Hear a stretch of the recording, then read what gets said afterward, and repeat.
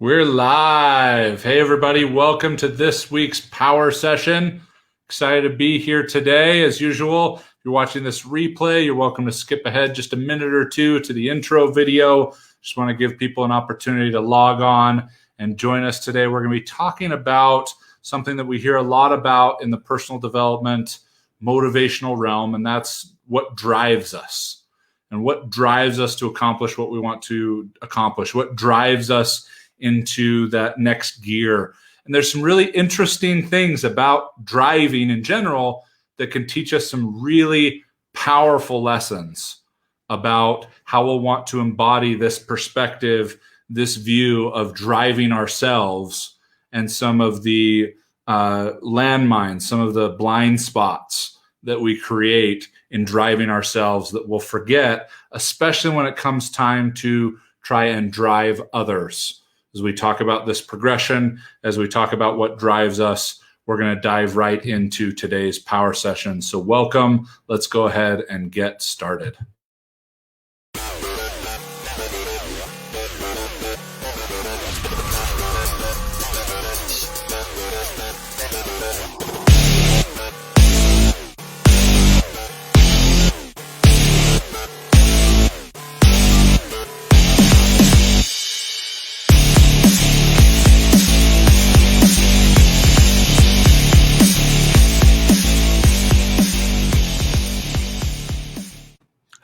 Hello, everyone, and welcome to this week's power session with Habit Finder. I am your host, Paul Blanchard, president of Habit Finder. Excited to be with you today as we are diving into what drives us. This is something that I hear about all the time, and I'm going to be sharing some examples of some things that have me really considering this a lot closer right now as I'm going through something personally. For those of you who don't know, you can't see it very well, but this is a I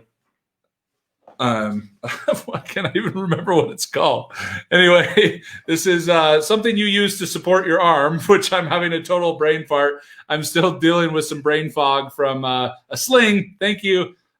This is a sling on my arm. I had shoulder surgery last Thursday on my left shoulder. And it's been a really humbling, really interesting experience. And I want to share some of the lessons that are more poignant and kind of magnified in my life right now that I think are important for anyone, whether they have had surgery or not. It's really interesting to go from being able to bench press over 400 pounds just a few short months ago to, if I can give you just a little example of being able to raise my arm to here, okay, is a pretty significant thing right now.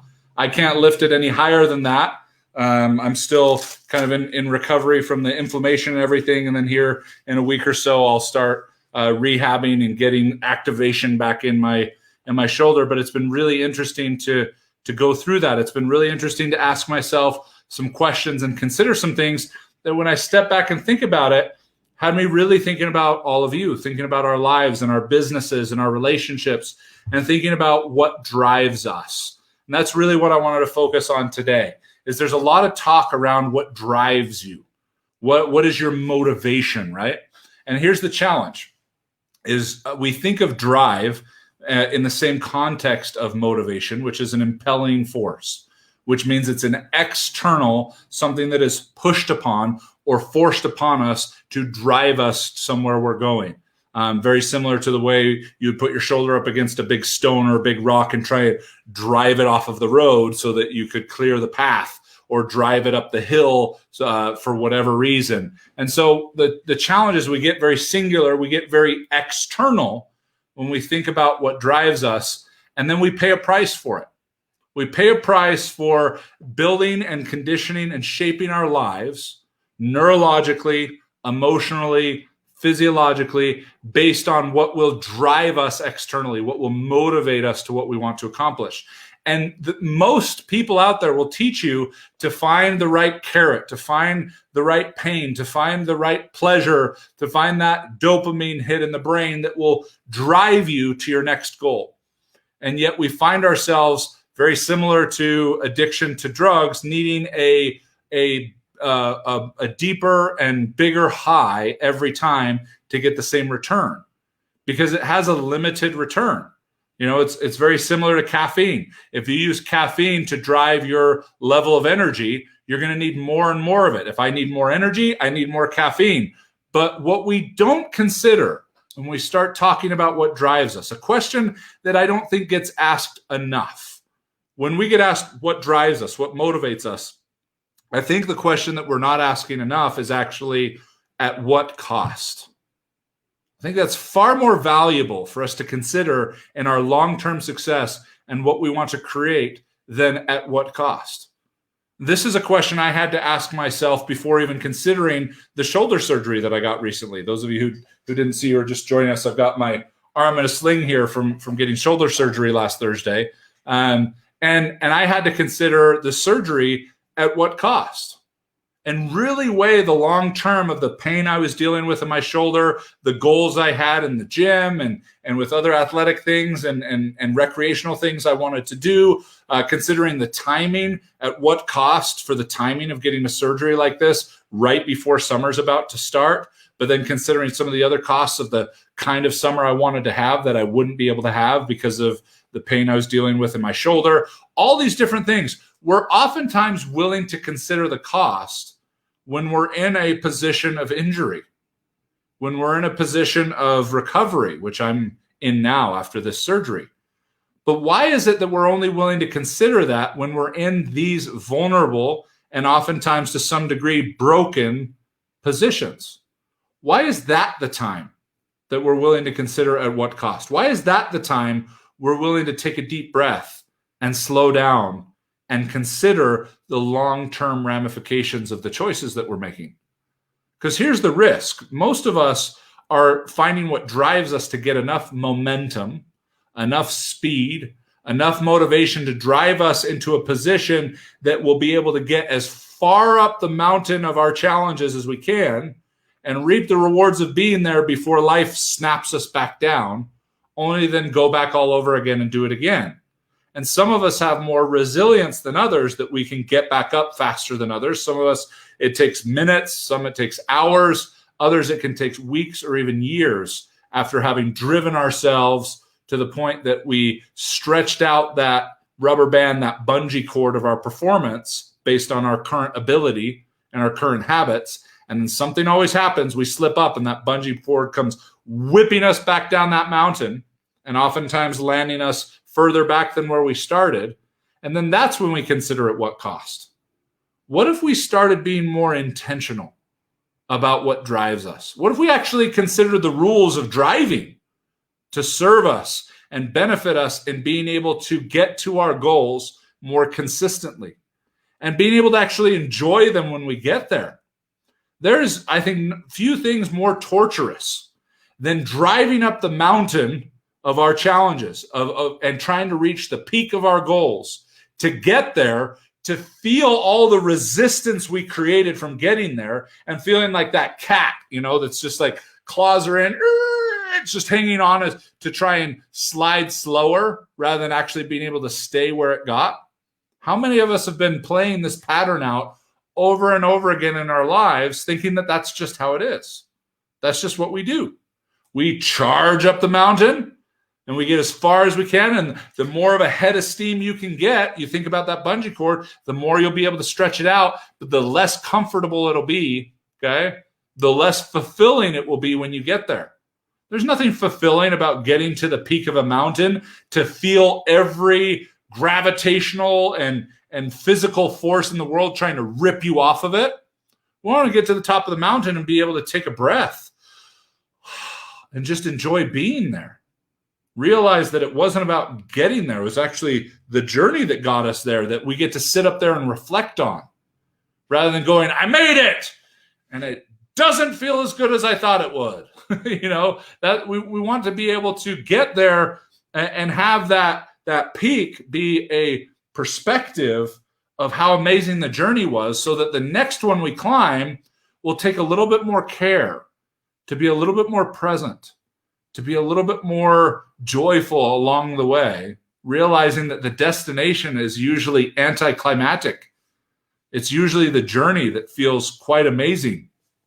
It's the fulfillment and the joy from that journey that we want to consider on our way up, rather than just get a full head of steam, a motivation, a drive, an external force to push us as high up as possible, come flinging back down, okay? And then try to figure out how to make that worth it again and again and again. That's not what we want to do. So the first thing I want you to consider is, at what cost? Because if we're living a life of triage, that's the challenge. Most of us are living a life in triage, where everything feels life and death. Everything feels like it's urgent and critically important. And when everything is critically important, then the likelihood of burnout, the likelihood of fulfillment, I mean, life becomes far too risky. We start building what I call a Jenga life. And if you've ever played the game Jenga, there is only one outcome in Jenga, and that is for it to crash. It's inevitable. No one plays Jenga and gets to a point where it's like, wow, you built that higher than ever. You win. That's not what it says in the game. Okay, you don't win in Jenga. You just wait for somebody else to lose and hope that you can hang on long enough that enough people lose that you win. Who wants to live life like that in your relationships? Who wants to wait for your spouse to lose enough times that automatically means you won? Who wants to win enough times, your kids to lose enough times that means you won as a parent? How fun is that going to be? How fulfilling is that going to be? So we want to start considering at what cost. Because when we're in triage, when we're in maximum urgency, critical care, we don't consider this question. No one considers the ramifications of a broken sternum when someone's heart isn't beating and they need CPR. Although oftentimes when CPR is done correctly, you break someone's sternum in the process, or some ribs at least. Okay? No one considers the impact of putting very powerful hormonal drugs like epinephrine and adrenaline, injecting it with a giant needle into somebody's heart if it's not beating. Okay, there are things that we do when life is on the line, where at what cost doesn't matter because life is on the line. The only other option is death. But we have programmed ourselves in motivation and drive to constantly be convincing ourselves that it is life or death, that everything is on the line. And it causes us to blur the lines of at what cost. We'll figure that out when we get there. Which, if someone's going to die, if we don't give them CPR and break their sternum, obviously that's not what you're trying to do, but that's oftentimes what happens. If we're going to take that into consideration when they could die, that would be ridiculous. We'd rather save their life and then figure out how to deal with the broken sternum. But that is not what most of us are facing day to day. Our businesses, our relationships are not life or death day to day. They are an incremental, millimeter-based journey, okay? Everything in me would love to be moving my other arm that's in a sling right now from surgery as quickly as possible. But at what cost?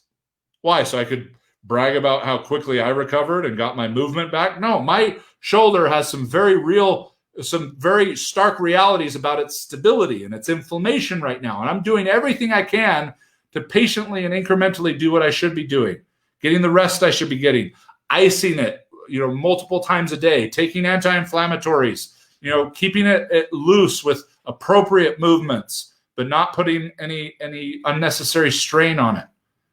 Because it usually isn't until after we've put too much strain on our lives, after we put too much strain on our relationships, and for some of us, depending on our resilience, that might be years down the road, that we finally realize at what cost. Let's start living a more proactive life in terms of what drives us to be balancing our intentionality. And that's where the balance comes from, is at what cost? Not from an all or nothing perspective, at what cost? So I'm not going to do it at all. No, it's at what cost so I can see what is sustainable. What can allow me to be consistent? Because most people that are focused on what drives them are trying to be constant. And that's exhausting. We are not made and built to be constant. We have sleep cycles. We have recovery needs. We have all these different things. And yet when we get into this motivated driving mentality, it's all about go, go, go, go, go. get the momentum, milk it for all it's worth, and then we'll deal with the consequences afterwards. And then we get frustrated when we feel like we're constantly starting back at square one, having to reinvent ourselves, having to figure out some new why, which is really just some new drive. That's not how we're built. That's not how driving works either. Okay, I would imagine most of you on this call drive to some degree, drive a car or some kind of vehicle. And in every vehicle on the street is required both a gas and a brake. That alone should have been a light bulb for many of you. Every vehicle on the street requires both gas, an accelerator, and a brake, something that slows you down. I don't care what destination you're trying to get to, how you're trying to get there, you can't get there without a brake. It's too dangerous. It would be far too selfish for you to assume that everybody else will get out of your way. So just figure out what drives you, what motivates you, what's that external force that can get you there as quickly and forcefully as possible. You can dress it up as passion. You can dress it up as inner will and grit. You can dress it up however you want, but you would never drive a vehicle that way. Okay? And you are an intrinsic vehicle. You are made to be drawn from within, to be inspired, not to be motivated. Okay? There are times that, based on our challenges and our imperfections as human beings, that we'll need a little push, we'll need a little gas. But more often than not in our lives, it's the brake that we're not taking advantage of. It's pumping the brakes and going at a pace that can be sustained. Okay? We learn this as kids, the tortoise and the hare. Now, some people can be a tortoise at a hare's pace, but that's where we get into the trouble of comparison, which we'll talk about another day. But we want to make sure that if we're going to consider what drives us, we're asking at what cost, and not waiting until we're injured, okay, or we had to get surgery to be able to answer that question and consider that question, but asking it proactively along the way, at what cost? It's an incredible question. It's something we should be asking right now. There are people trying to do things in our economy, in our government right now, that people aren't as quick to ask at what cost. Think about some of the policies that were passed after 9/11. And I don't want to make this a political call. I'm just making this a mindset, okay? But when we are in moments of triage, when we're in moments of life or death, that's when we're not asking at what cost. And that's exactly when we should be asking at what cost, when we should be considering these things. Because it's usually not as dire as we think. And we'll become convinced that we need to push the gas more. We need to push the gas more. We need to push the gas more while we've got it, while we've got gas in the tank, while we've got horsepower. Hit that gas. That's not how you win a race. Okay? You talk to any good driver, it's just as important to understand your pace, to understand your brake, to understand the angles and the path and everything.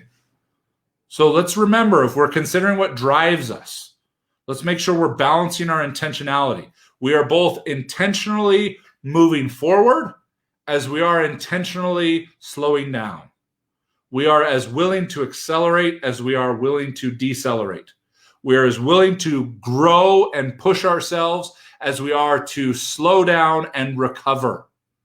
This is something that is slapping me in the face right now, because I can play out with vivid ease the breadcrumbs of what led to the injury in this shoulder that led to eventually needing surgery to correct it. And I promise you, it wasn't because I used the brake too much. It was because I hit the gas a lot in the gym. And by hitting the gas a lot in the gym and not honoring and respecting my own drive, which requires both a brake and a gas, and knowing better, led to injury. And sure, that's when we'll step back and consider at what cost, until we're back on the road again. Once we're back on the road again in our lives, then we're right back to throwing away at what cost, and we're right back to seeing how fast we can get things going. And all of us have different definitions of speed, different definitions of intensity. But if it's all driven by the accelerator and we're not balanced in our intentionality, that if we push for growth, we're going to push the brake for recovery. Okay? If we push for speed, we're going to push the brake for attention to detail. and making sure we're being productive and not just busy. We're going to find the balance. So as you ask yourself, what drives you? Let's consider both the brake and the gas, because both are required to reach your destination safely. We want to get there efficiently. We want to get there quickly, but not faster than we should. At Habit Finder, we want you to get to your goals, to your dreams, as quickly as you can, but not faster than you should. And the ability to do that depends on your balanced perspective, your balanced intentionality to both grow and recover, to both speed up and slow down, and understand the balance of both and the way that both serve the race. Both add to how quickly and efficiently and sustainably you can get to whatever your current finish line is that you're looking for. And here's the other part, is you're going to love the race. You're going to love the journey, because a lot of our journeys are completely predicated on how fast we get there, the speed of the journey. But oftentimes when we get there, the engine's blown out, okay, and we don't get to enjoy being there because we've got to figure out how to fix things and get back on the road. Or we ran up that hill and stretched out that bungee cord, and we get to the top, and all we're thinking about is this centrifugal force that's trying to yank us back down the hill. We don't get to enjoy being there and reflect on how amazing the journey was, and consider a far more balanced and intentional drive to get on the next journey. So, as I'm sitting here battling with this myself, as I'd love nothing more than to rely on my brute strength and my ability to heal quickly and whatever, and not consider at what cost right now. Not because I want to take longer than it should take to get better, because I want to carefully, full of care, carefully consider each baby step, each millimeter, so that when I am back in the gym, I don't have to be worried about the fact that I pushed a lot more gas than I pushed brake and wondering when I might spin out of control. What instability, what lack of sustainability did I create for myself because I rushed it? Let's stop rushing our success. You will be amazed at how quickly your success shows up when you stop rushing it.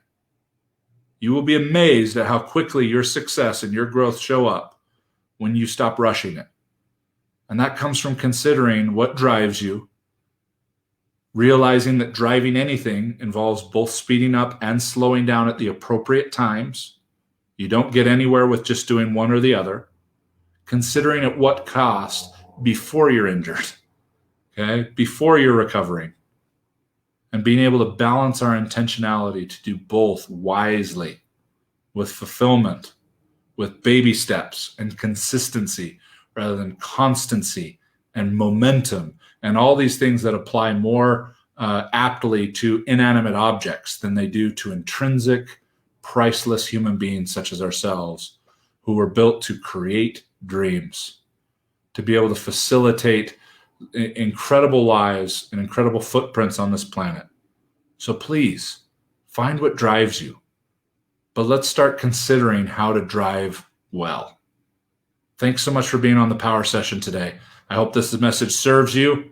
Thank you for the well wishes in terms of recovery. Those of you just joining at the end of this, I had surgery on the shoulder. That's a lot of what's the sling that my arm's in, a lot of what's driving this discussion today. Because there are a lot of things that I was pushing the accelerator on way too much, that life has totally slowed down since Thursday. Totally slowed down. And it has been hard, really painful on a lot of levels, as you can imagine, to go through that.